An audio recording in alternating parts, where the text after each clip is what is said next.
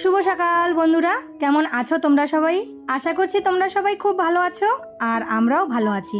আমার আরও একটি নতুন ভিডিওতে তোমাদের সবাইকে অনেক স্বাগত জানাই। আজকে হচ্ছে শনিবার আর এখন বাজে ওই ঘড়ির কাঁটায় সকাল 6:30 মতো। তবে চলো আজকের ভিডিওটা এখন থেকেই শুরু করছি। আশা করি ভিডিওটা তোমাদের ভালো লাগবে। ঘুম থেকে আজকেও না সেই ভোরবেলা মানে 5:30টার সময় উঠে পড়েছি। তো আজকে তো সংক্রান্তি, মানে আজকে হচ্ছে মনসা পূজা। আর আমাদের জানো তো মনসা পূজায় হাঁসের ডিম দিতে হয়। তাই কালকে শাশুড়ি মা এই যে সকাল মানে বিকেলবেলা হাঁসের ডিম এনেছে। আর এইদিকে 4টা ডিম তো ভালো করে ধুয়ে তারপর একটু সিঁদুরের ফোঁটা লাগিয়ে, আর ছেলে যাবে টিউশনে, তো যাওয়ার পথে ও এটা হচ্ছে আমাদের ওখানে এক দিদির বাড়ি আছে, সেখানে দিয়ে যাবে। তো এখানে সরাও আছে, কলা আছে, আর হচ্ছে তোমার ডিম, আর দোকান থেকে 1 প্যাকেট দুধ নিয়ে তারপর টিউশনি যখন যাবে ওই যাবার পথে ওকে রেডি করে দিলাম, ও দিয়ে চলে যাবে টিউশনে। আমাদের আবার শ্বশুরবাড়িতে নিয়ম হচ্ছে হাঁসের ডিম ছাড়া পুজো হয় না। তো এটা আমি আমার শ্বশুরবাড়িতে এসেই দেখেছি যে আমার শাশুড়ি মা যখনই মনসা পূজা হয় যেই দিন, মানে তখন ওই যে হাঁসের ডিমটা দিতে হয়। তো আমরা বাড়িতে কিন্তু দুধ কলা দিই না, আমাদের বাড়িতে অনেক নিয়ম আছে। তো সেই জন্য আমার বিয়ে যখন হয়েছে আমি শাশুড়ি মাকে দেখি তখন ওই যে তোমার কারো বাড়িতে মানে যেখানে মূর্তি দিয়ে পূজা করা হয় সেই বাড়িতে গিয়ে হাঁসের ডিমটা দিয়ে আসে। আর আমিও ওই যে ওই এখনও তাই করি। কারো বাড়িতে যখন মূর্তি পুজো হয়, ধরো আমাদের একটা গলি দুটো গলি পরে কারো বাড়িতে মূর্তি পুজো হচ্ছে, তো তখন ওই যে ওই বাড়িটা গিয়ে ওই ফল টল দুধ তারপর তোমার দক্ষিণা আর এই যে হাঁসের ডিমটা দিয়ে আসি। আবার জানো তো এই হাঁসের ডিমটা যখন নিয়ে আসবো বাড়িতে সেটা আবার নাকি খেতে হয়, এটাই নাকি আমাদের নিয়ম। আর আমার বাবার বাড়িতে আবার ওই সরা ঘটে দুধ কলা দিয়েই পুজো করা হয়। তো যাই হোক, যার যার কিন্তু যেমন নিয়ম, তো আমার শ্বশুরবাড়িতে যেই নিয়ম আমাকে তো সেটাই পালন করতে হবে। তো এইদিকে না আজকে তোমাদের সঙ্গে মানে ঘরের কিছু কাজ শেয়ার করছি। আর আজকে রান্না বান্না আমার কমপ্লিট হয়ে গেছে। কেন বলো তো, ভোরবেলা উঠলে না একটা জিনিস কি, এটাই হচ্ছে ফায়দা, তাড়াতাড়ি সমস্ত কাজগুলো হয়ে যায়। তাই রান্না বান্না আজকে আর তোমাদের সঙ্গে কিছুটা শেয়ার করলাম না, একদম চলে এসেছি বেডরুমে। তো এইদিকে বেডরুমে যে একটু হালকা ডাস্টিং করে নিচ্ছি। আর এই যে কালকে দেখো ফুল গাছগুলো, কালকে তো না ওই যে ফুল গাছগুলো যে মাটি মানে টবে বসিয়েছিলাম না, তো সেই ফুলের টব দুটো এই যে একটা এই বক্সের উপরে রেখেছি আর একটা নিচে। পরশুদিনের ভিডিওতে আমার এক বন্ধু আমাকে কমেন্ট করেছিল যে আমার না এই যে টিভির উপরে এরকম একটা বক্স আছে, মানে 4টা ডয়ার আছে, তো সেই বক্সটার নাম জিজ্ঞেস করেছিল। আমার কিন্তু ওই বক্সটার নাম সত্যি বলছি নাম জানা নেই। আমার হাজব্যান্ড ওই বক্সটা আমাকে এনে দিয়েছে। বক্সটা জানো তো অনেক কাজে লাগে, ওই যে ছোট ছোট কসমেটিকের জিনিসপত্র অনেক কিছু রাখা যায়, ওষুধ সব মানে সব ধরনের জিনিসই রাখা যায়। তো সেই বক্সটার নাম আমাকে জিজ্ঞেস করেছিল, আর আমার নামটা একদমই জানা নেই, তার জন্য কিন্তু তোমাকে আমি বলতে পারলাম না। ওই যে আমার টিভির নিচে যেই বক্সটা রাখা, দেখো ওই যে একটা ফুলদানি আছে তার উপরে, তো এই বক্সটা।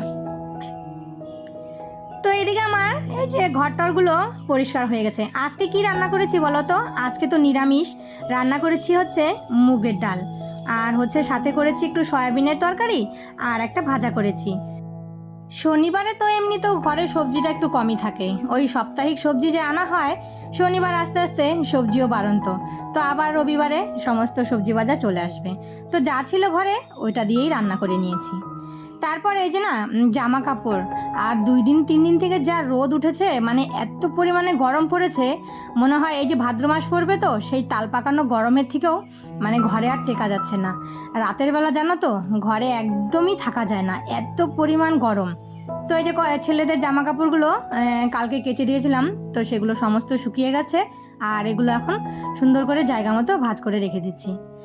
তো তোমরা যারা এই পর্যন্ত আমার ভিডিওটা দেখছো বন্ধুরা, তো প্লিজ একটা লাইক কমেন্ট শেয়ার করে দিও।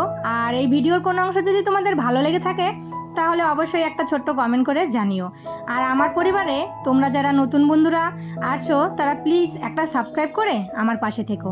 আর আমার যেই বন্ধুরা অলরেডি এই কাজটা করে দিয়েছো না, তাদেরকে অসংখ্য ধন্যবাদ। তারা যে এই মিষ্টি মিষ্টি কমেন্টগুলো আমাকে করে, সেই কমেন্টগুলো পড়তে না আমার বেশ ভালো লাগে। তোমরা সবাই এইভাবে কিন্তু আমার পাশে থেকো।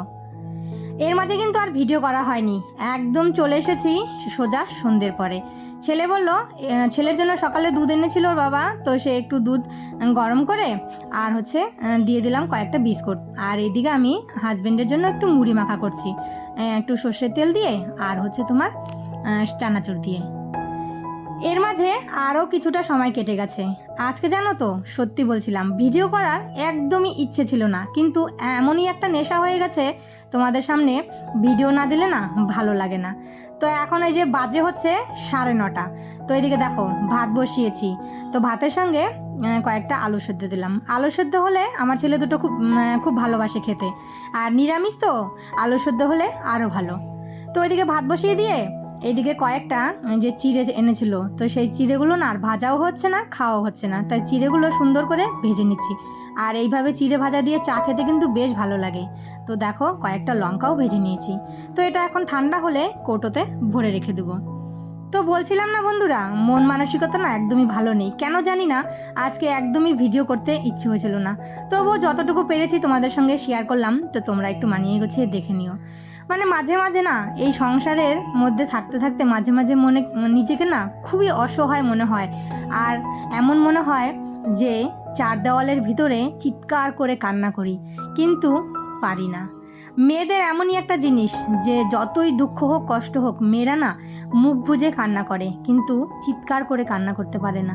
তো আজকে আমার কেন জানি না এইরকম মনে হচ্ছে যে আমি যদি চিৎকার করে কান্না করতে পারতাম, তাহলে হয়তো আমার মনে হয় মনটা একটু ভালো হতো। কিন্তু জানি না কেন এরকম হচ্ছে, কেন এই মনটা এতটা খারাপ, এতটা ভালো লাগছে না, মানে এতটাই খারাপ লাগছে, নিজেকে খুব অসহায় মনে হচ্ছে।